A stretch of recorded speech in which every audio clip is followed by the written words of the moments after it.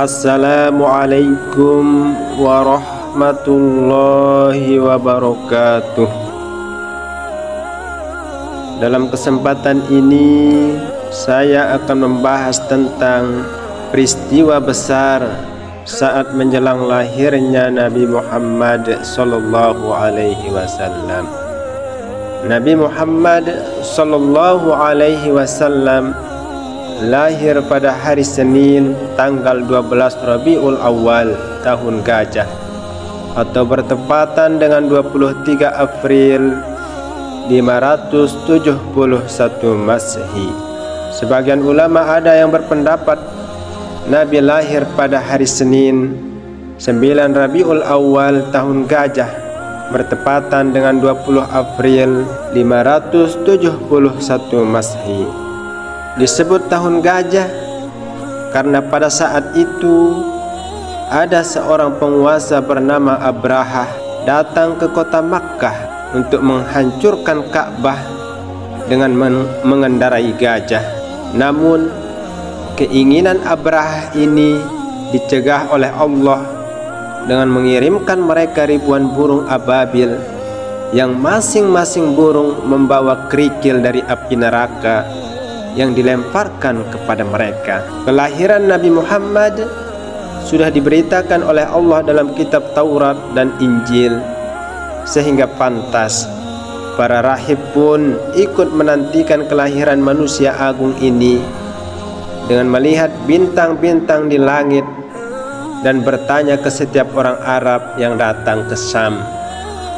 Dalam Al-Quran, Allah subhanahu wa ta'ala berfirman yang artinya, dan ingatlah ketika Isa putra Maryam berkata, "Wahai Bani Israel, sesungguhnya aku utusan Allah kepadamu yang membenarkan kitab yang turun sebelumku, yaitu Taurat, dan memberi kabar gembira dengan seorang Rasul yang akan datang setelahku yang namanya Ahmad atau Muhammad."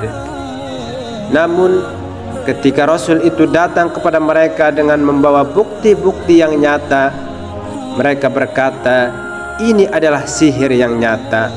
Quran Surah As-Saff ayat 6. Dikisahkan saat-saat menjelang kelahiran Nabi Muhammad sallallahu alaihi wasallam, langit dan bumi menyambut dengan gembira kelahiran Rasulullah ke dunia ditandai dengan sejumlah peristiwa besar. Adapun sejumlah kejadian menakjubkan yang menyertai kelahiran Nabi Muhammad sallallahu alaihi wasallam antara lain adalah sebagai berikut. Yang pertama, hancurnya pasukan Abrahah yang hendak menyerang Ka'bah oleh kawanan burung ababil. Peristiwa ini berlangsung pada tahun 571 Masehi, tepat pada tahun kelahiran Nabi Muhammad sallallahu alaihi wasallam. Penyerangan Abrahah sendiri dipicu oleh kecemburuan melihat bangunan Ka'bah yang selalu ramai dikunjungi masyarakat Arab dari berbagai penjuru. Sebenarnya Abrahah sudah mendirikan gereja super megah sebagai tandingan Ka'bah. Namun masyarakat Arab tetap memilih berkunjung ke bangunan tua yang didirikan oleh Nabi Ibrahim dan Nabi Ismail alaihi salam. Itulah alasannya Abrahah bertolak dari Yaman bersama pasukan bergajah untuk menghancurkan rumah Allah tersebut. Namun Allah berkehendak menyelamatkan rumahnya. Gajah-gajah Abrahah berhenti di tempat yang dikehendakinya. Saat itulah Rabbul Ka'bah, yaitu Tuhannya Ka'bah, menurunkan kawanan burung ababil dari berbagai penjuru dengan membawa batu-batu dari tanah yang membakar. Batu-batu tersebut kemudian ditimpakan dari atas kepala bala tentara Abrahah. Kedahsyatan peristiwa ini pun diabadikan Al-Quran dalam surah Al-Fil ayat 1-5. Bahkan Hewan gajah sendiri menjadi nama surat yang mengisahkan peristiwa tersebut. Yang kedua, sebagaimana yang diungkap Makhzum bin Hani al-Makhzumi pada malam kelahiran Nabi Muhammad sallallahu alaihi wasallam, istana Kisra berguncang hingga 14 ruangannya runtuh. Api di negeri Persia yang selalu disembah kaum Majusi padam seketika, padahal sudah 1000 tahun lamanya api tersebut selalu menyala. Seiring dengan kejadian itu, air danau sawah surut, sawah kebanjiran, sejumlah mata air mengering, sehingga membuat Kisra dan rakyatnya bingung. Dikabarkan pula seorang kepercayaan Kisra bernama Al-Mubizan bermimpi melihat unta-unta bermuatan berat menuntun kuda-kuda bagus. Unta-unta tersebut berjalan mengarungi sungai Tigris dan sungai Eufrat, lalu menyebar ke sejumlah negerinya. Menurut penafsiran, sebuah peristiwa besar ini di penjuru Arab akan terjadi. Peristiwa dimaksud tak lain adalah kelahiran Nabi sallallahu alaihi wasallam. Hal ini sebagaimana diceritakan oleh Abu Zahrah dalam kitabnya Khatamun Nabiyyin. Yang ketiga, setelah kelahiran Nabi Muhammad sallallahu alaihi wasallam, kaum jin tak lagi bisa mengintip berita langit. Hal itu diakui oleh kaum jin sendiri, sebagaimana diceritakan dalam Al-Quran yang artinya, dan sesungguhnya kami telah mencoba mengetahui rahasia langit, maka kami mendapatinya penuh dengan penjagaan yang kuat dan panah-panah api. Dan sesungguhnya kami dahulu dapat menduduki beberapa tempat di langit itu untuk mendengar-dengarkan berita-beritanya. Tetapi sekarang, siapa saja yang mencoba mendengar-dengarkan seperti itu, tentu akan menjumpai panah api yang mengintai untuk membakarnya. Surah Al-Jin ayat 8-9. Padahal sebelumnya mereka dengan mudahnya mendapatkan kabar dan perintah langit untuk kembali disebarkan kepada juru ramal dan tukang sihir. Namun setelah Nabi sallallahu alaihi wasallam lahir, Allah meminta langit dihalangi dari setan dan dipenuhi penjagaan malaikat, panah-panah api, sehingga mereka tak lagi bisa mendengarnya.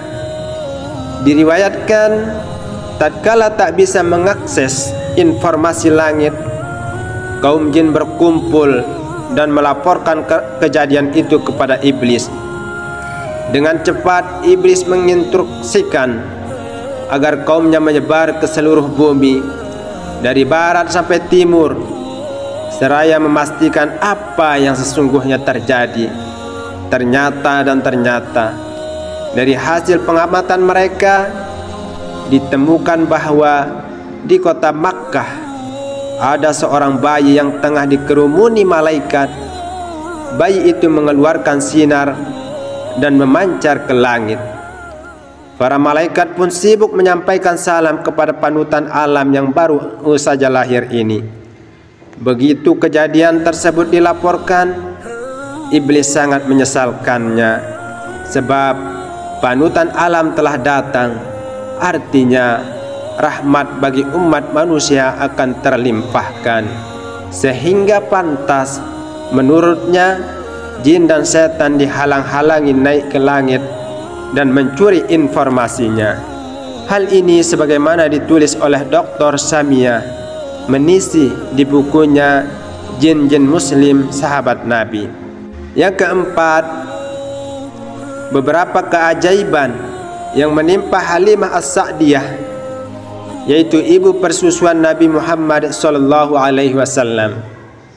Kala itu serombongan wanita dari Bani Sa'id datang guna mencari bayi yang akan disusuinya demi mendapatkan upah dan bayarannya. Termasuk Halimah yang diantar oleh suami beserta bayi mungilnya. Namun dua hari berada di Mekah, Halimah belum juga mendapatkan bayi. Yang tersisa hanyalah bayi yang bernama Muhammad bin Abdullah. Rupanya bayi yang satu ini tak menjadi pilihan para wanita Bani Sa'id lainnya, mengingat kondisi yang yatim. Harapan mereka mendapat upah dari pekerjaan menyusui tak akan terpenuhi. Tetapi karena tak mau pulang dengan tangan kosong, akhirnya Halimah sepakat dengan sang suami untuk mengambil bayi yatim bernama Muhammad itu. Tak diduga, begitu sang bayi diterima dan dibuka kain bungkusnya, Halimah melihatnya penuh takjub. Wajah sang bayi yang bercahaya membuat dirinya begitu kagum, karena baru itu ia mendapatkan bayi yang luar biasa. Tak sampai di situ, begitu si bayi disusui, air susu dari Halimah mengalir deras. Bahkan unta yang ditumpangi mereka yang semula kurus seketika menjadi gemuk dan kuat menempuh perjalanan.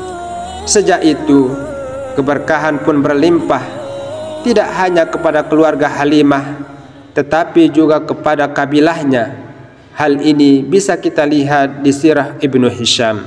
Sahabat channel Jalan Lurus yang berbahagia, selain itu di dalam kitab Al-Barzanji yang ditulis Sayyid Ja'far bin Husain Al-Barzanji juga disebutkan beberapa keajaiban jelang kelahiran Nabi Muhammad sallallahu alaihi wasallam. Detik-detik menjelang kelahiran Nabi sallallahu alaihi wasallam, memasuki bulan ke-9 kehamilan, Allah Subhanahu wa taala semakin melimpahkan bermacam anugerahnya kepada Sayyidah Aminah mulai tanggal 1 hingga malam tanggal 12 Rabiul Awal, malam kelahiran Al-Mustafa Muhammad sallallahu alaihi wasallam. Pada malam pertama, Allah Subhanahu wa taala melimpahkan segala kedamaian dan ketenteraman yang luar biasa, sehingga Sayyidah Aminah merasakan ketenangan dan kesejukan jiwa yang belum pernah dirasakan sebelumnya. Pada malam kedua, datang seruan berita gembira kepada ibunda Nabi Muhammad sallallahu alaihi wasallam yang menyatakan dirinya akan mendapati anugerah yang luar biasa dari Allah. Pada malam ketiga, datang seruan memanggil Aminah yang mengabarkan sudah dekat kelahiran Nabi mulia. Pada malam keempat, Sayyidah Aminah mendengar seruan beraneka ragam tasbih para malaikat secara nyata dan jelas. Pada malam kelima, Sayyidah Aminah mimpi bertemu dengan Nabiullah Ibrahim alaihi salatu wassalam. Pada malam keenam, Sayyidah Aminah melihat cahaya Nabi Muhammad memenuhi alam semesta. Pada malam ketujuh, Sayyidah Aminah melihat para malaikat silih berganti saling berdatangan mengunjungi kediamannya, membawa kabar gembira, sehingga kebahagiaan dan kedamaian semakin memuncak. Pada malam ke-8, Sayyidah Aminah mendengar seruan memanggil di mana-mana. Suara tersebut terdengar dengan jelas mengumandangkan, "Berbahagialah wahai seluruh penghuni alam semesta. Telah dekat kelahiran Nabi Agung, kekasih Allah Subhanahu wa taala, pencipta alam semesta." Pada malam ke-9, Allah semakin mencurahkan rahmat kasih sayang kepada Sayyidah Aminah, sehingga tidak ada sedikit pun rasa sakit, sedih, susah dalam jiwa Sayyidah Aminah. Pada malam ke-10, Sayyidah Aminah melihat tanah Taif dan Mina ikut bergembira menyambut akan kelahiran Nabi Muhammad Sallallahu Alaihi Wasallam. Pada malam ke-11, Sayyidah Aminah melihat seluruh penghuni langit dan bumi ikut bersukacita menyongsong kelahiran Sayyidina Muhammad Sallallahu Alaihi Wasallam. Pada malam detik-detik kelahiran Nabi Muhammad Sallallahu Alaihi Wasallam, tepat pada tanggal 12 Rabiul Awal di sepertiga malam, di malam ke-12 ini langit dalam keadaan cerah tanpa ada mendung sedikit pun. Pada saat itu Abdul Muttalib, yaitu kakek Nabi Muhammad, sedang bermunajat kepada Allah Subhanahu wa Ta'ala di sekitar Ka'bah. Sayyidah Aminah yang sedang menunggu kelahiran sang Nabi dikejutkan dengan kehadiran 4 perempuan mulia, yaitu Siti Hawa, Siti Sarah, Aisyah, dan Siti Maryam. Mereka menyampaikan kabar gembira kepada ibunda Nabi. Di malam itu seluruh alam raya bergembira dan bersolawat dengan bahasa dan cara yang berbeda-beda. Itulah beberapa peristiwa menakjubkan yang menyertai kelahiran Nabi Sallallahu Alaihi Wasallam. Masih banyak lagi peristiwa lainnya, seperti bersujudnya berhala-berhala, terdengar suara dari dalam Ka'bah, ramainya burung-burung seakan memberi salam, kondisi bayi seperti yang sudah dikhitan, dan lain sebagainya.